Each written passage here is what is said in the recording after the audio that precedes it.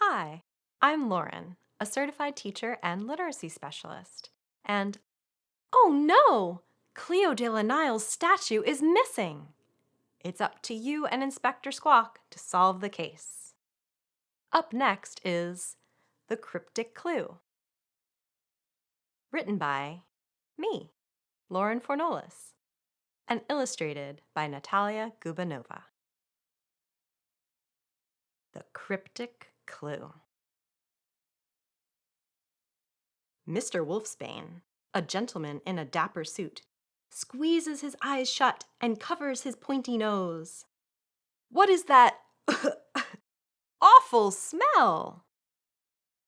Excuse me, mister, are you all right? Asks a friendly voice. I don't think so. It smells terrible, croaks the wolf. Terrible, laughs a jolly voice.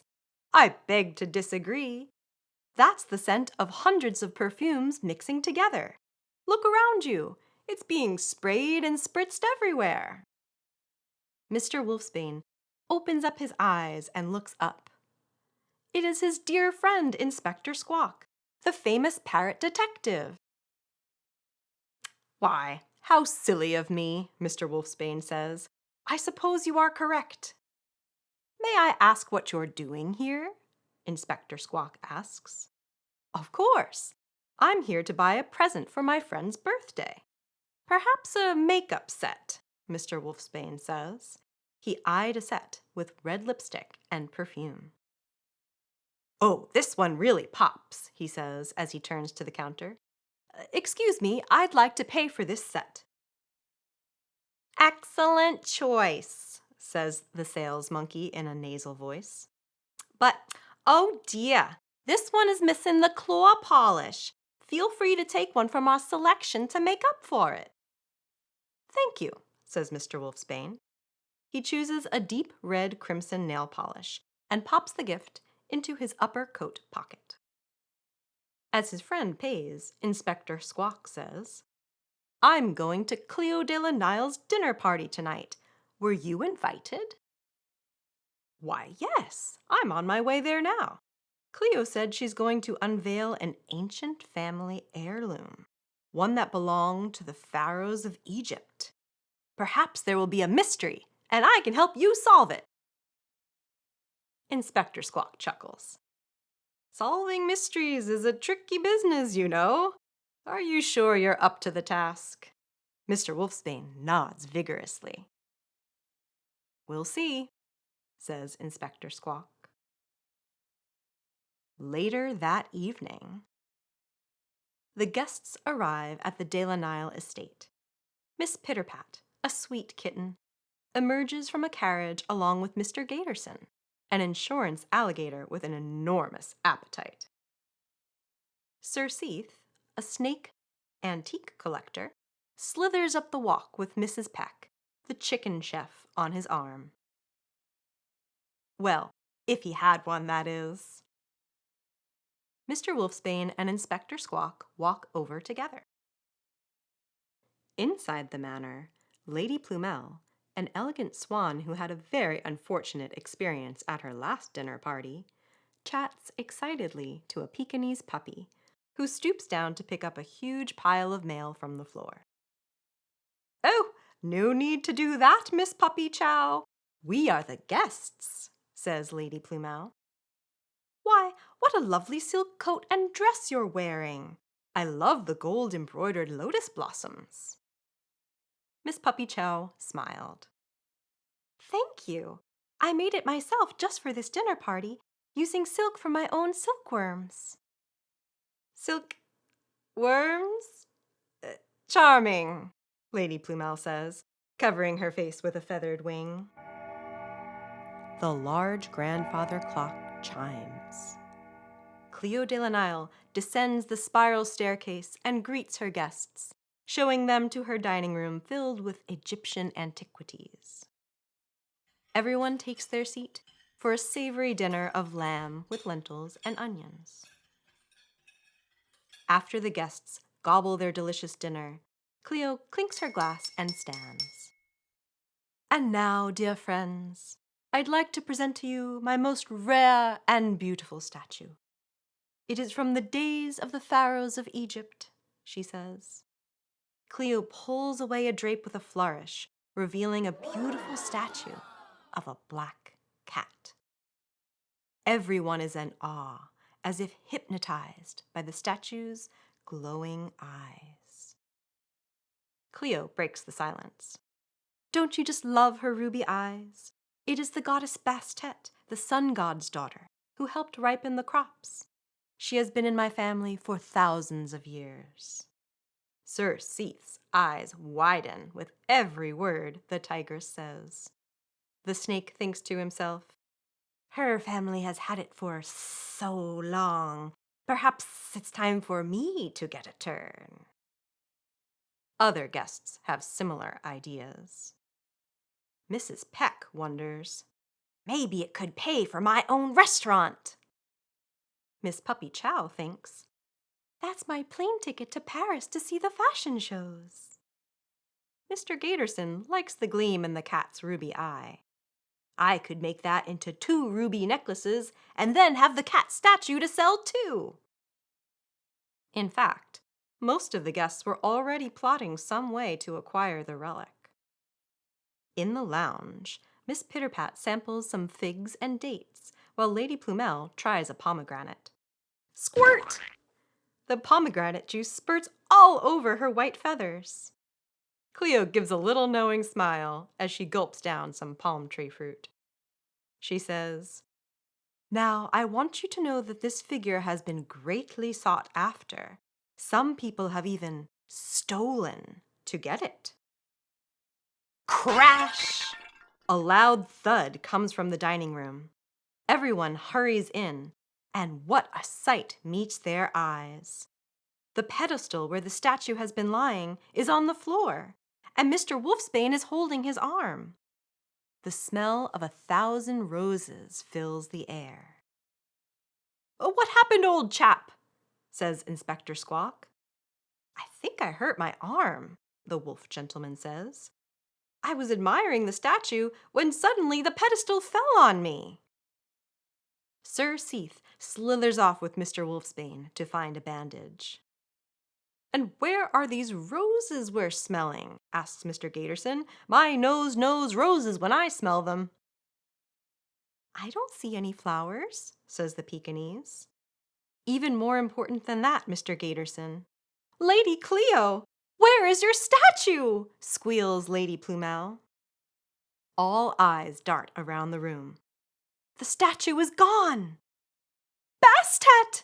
Shrieks Cleo. Everyone step back, shouts the parrot inspector over the loud din. We will solve this mystery.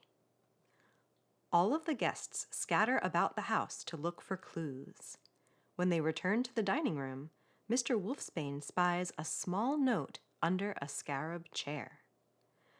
I can't seem to grab it with my arm, Mr. Wolfsbane says. Allow me! Mrs. Peck stomps over to the chair, reaches out her feathered wing, and snatches the note. She holds it up for all to see. It seems to be a riddle. It's a cryptic clue, Mr. Gatorson proudly surmises. Mrs. Peck gives it to Inspector Squawk, who reads it aloud. In the place Bastet did lie, I saw the thief and began to spy. I know who did it. I hope you do too. Time is running out, and they'll be after you. What's it all supposed to mean? Mrs. Peck asks. The writer must have seen the criminal in the act and is trying to help us, says Inspector Squawk. Now, where is the place where Bastet was lying? Cleo jumps in quickly and says, well, I usually keep Bastet stored safely in my shed, as her ancient magic helps my garden grow. We should check there first. To the shed, Miss Puppy Chow says. To the shed, the guests chorus. The guests search and search the old shed, but find nothing. In the distance, church bells toll the hour. It is 9 o'clock. Many of the guests are starting to get sleepy. "You know," yawns Sir Seath, "that chime sounds like the same chime of the grandfather clock in the dining room." "That's it," Inspector Squawk says. "The place where Bastet did lie can also be the dining room, because Bastet fell off this pedestal and was lying on the floor when the thief wrote the note. Ha! Time is running out means it's in the grandfather clock." "Let's go!" Cleo shouts. The guests pile back into the house.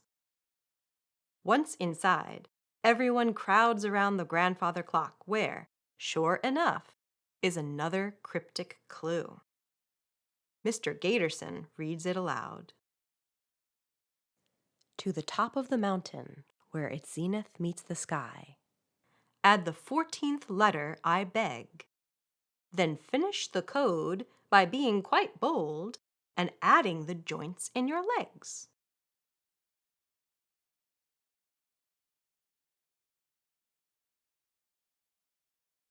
"This one is stranger than the last," said a bewildered Miss Pitterpat. "The mail came today, and I did get a great deal of letters," Cleo says. "Perhaps we could start by finding the 14th letter in my mail pile." "Miss Puppy Chow, I noticed you picked up the mail earlier this evening. Where did you put it?"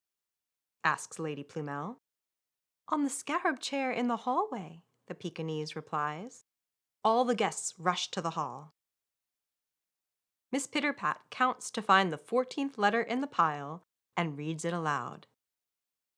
"Dear Miss Cleo De La Nile, your laundry bill is enclosed for this month." "Well, that's not right," Inspector Squawk says. "Maybe the clue refers to the 14th letter in the alphabet." "Ahem. Allow me," said Mr. Gaterson with a regal bow. "I'm somewhat of a semi-professional singer." He clears his throat, flashing his sharp teeth. "A, B, C, D."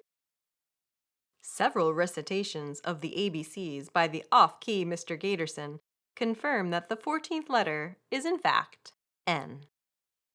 But what does it all mean? The guests rack their brains, but are as puzzled as ever. Meanwhile, Mr. Wolfsbane holds his bruised arm, and Bastet is still missing. "And I thought my dinner party was a failure," Lady Plumel says. No one finds her remark funny. Only Inspector Squawk's eyes twinkle. He ruffles his feathers. He dusts off his hat. Then he rises and announces, "All is not lost. I have solved the mystery." "You have?" asks Mrs. Peck, speaking for all of the guests. Everyone looks on in surprise. "And the perpetrator of this act is our very own Mr. Wolfsbane," says Inspector Squawk. "I knew it was you," Miss Puppy Chow says with a yip. "What are you talking about, friend?" Mr. Wolfsbane asks. "I couldn't have written the notes or stolen the statue. Look at my arm." "That's only partially true. Can we take a look at your arm?" the inspector says. "It's plain to see that there's a little redness there, Inspector," says Lady Plumel.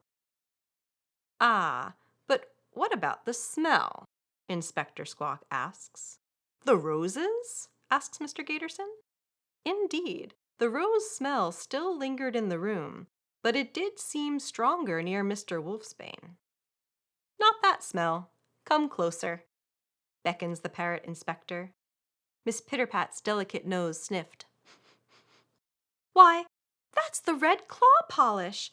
Does that mean that Mr. Wolfsbane doesn't have a broken arm after all?"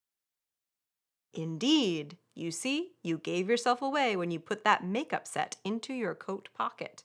When you fell over stealing the statue, you smashed the bottle, making it appear as though the red polish was a bruise." "But what of the rose smell?" says Cleo. "There was probably perfume in that set, too, says Sir Seath. And it broke when Mr. Wolfsbane stole the statue. But I didn't steal the statue, said Mr. Wolfsbane. Time to call the authorities, Mr. Gaterson says. Miss Puppychow and the other guests gather their things and head toward the door. Well, forgive me, but it's been quite an evening, and I'll be very glad to go home, says the Pekingese, moving quickly with her silk coat draped on the chair. Allow me to assist you, Miss Puppychow, Inspector Squawk says. He holds out her coat, which feels very heavy. Very heavy indeed.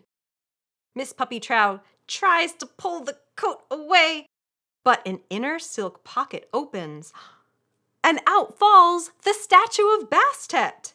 Aha! Says Inspector Squawk.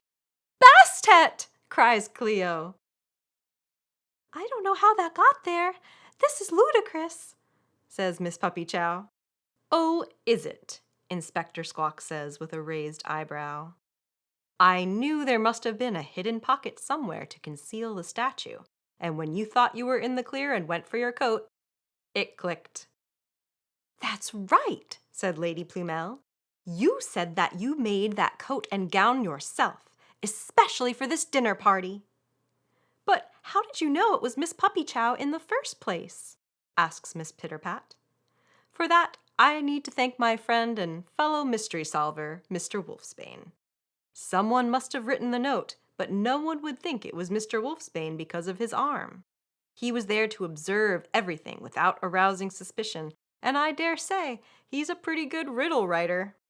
Mr. Wolfsbane smiles. The riddle solves the mystery? Says Sir Seath. Mr. Wolfsbane, would you like to do the honors? Inspector Squawk says. Gladly, Mr. Wolfsbane replies and clears his throat.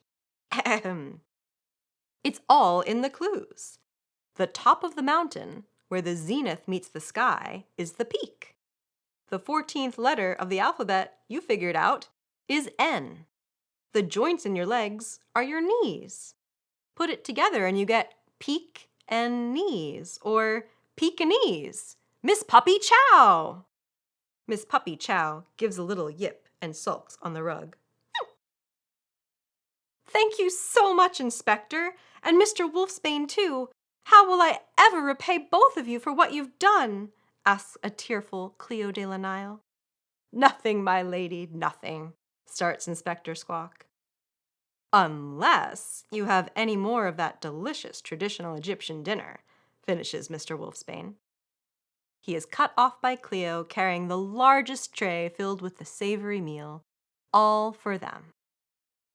Thank you, Inspector Squawk says between gulps.